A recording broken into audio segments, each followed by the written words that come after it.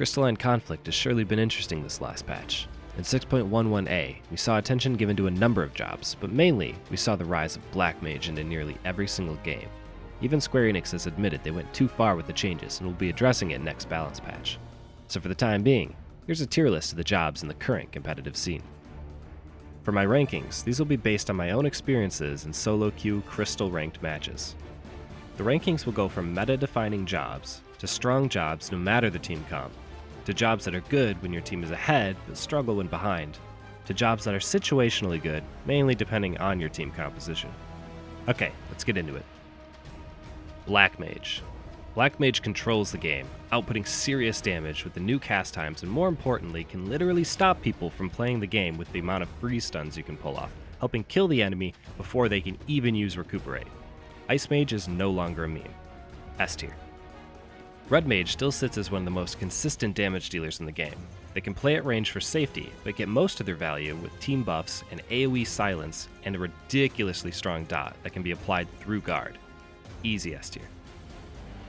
White Mage remains at the top of the pack because of its team support. While its damage output has been lacking compared to the early days of Crystalline Conflict, its access to party-wide protect and regens are enough to keep it relevant in any situation, especially in the new Ice Age meta. Not to mention, the Miracle of Nature polymorph is still incurable, making it among the greatest kill setups. S tier. Paladin has been showing up all over recently, as players have been finding tricks like how cover plus guard gives near immunity to you and your target. Paladin has become one of the greatest peel tanks for your team, with squishy jobs like Black Mage and Red Mage needing that extra support at times to get their damage ramped up. Paladin naturally complements them very well. Just know that your damage is pretty bad, so your contribution is in pushing the crystal and supporting your squishy teammates. S tier. Sage is another job that is slowly being realized as a strong pick. Giving Cardia to itself, it can dive in with the team to debuff the enemy and deal a surprisingly high amount of damage.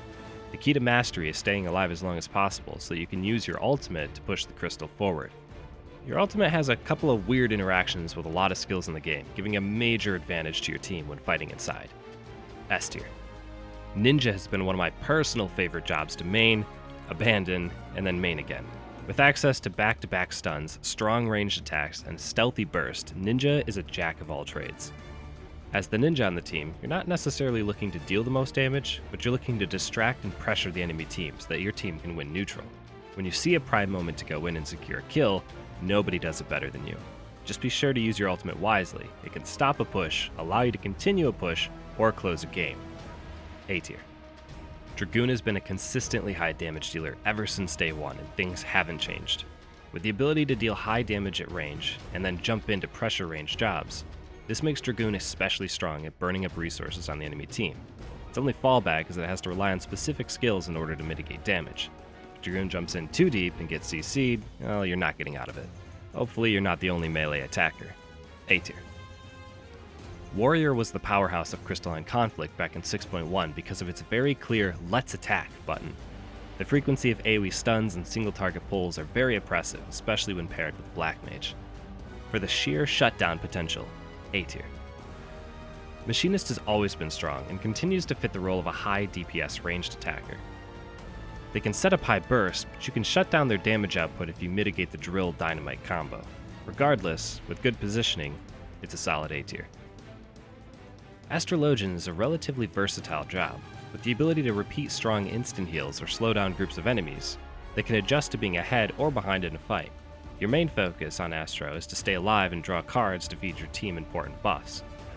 This is especially important since your MP regen can help the team survive neutral, and you can passively help your team get more ultimate usage in a fight. Just be ready to be public enemy number 1. A tier. Gunbreaker has received a lot of good buffs, and is personally my favorite commonly underrated job.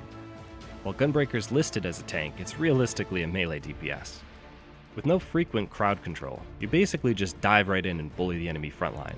If the enemy targets you, you switch to a healer or a tank cartridge. If they ignore you, you make them regret it. B tier. Samurai was one of the scariest jobs back in 6.1, with high damage output, but as time has gone on, people have naturally began marking samurais as focus targets.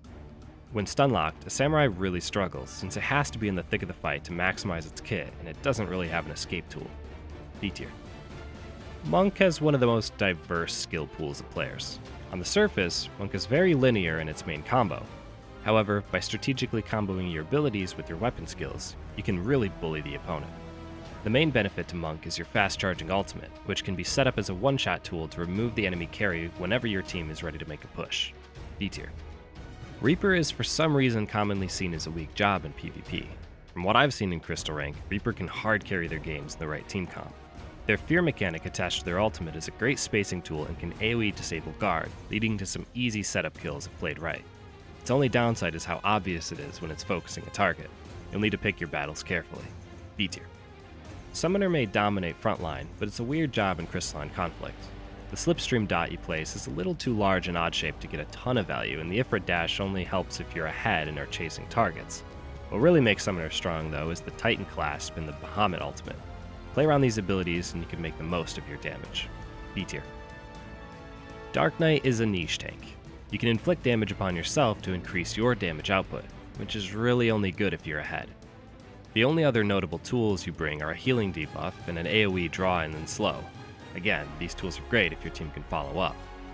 TBN is not nearly as strong in PvP as it is in PvE. C tier. Dancer is another personal favorite of mine.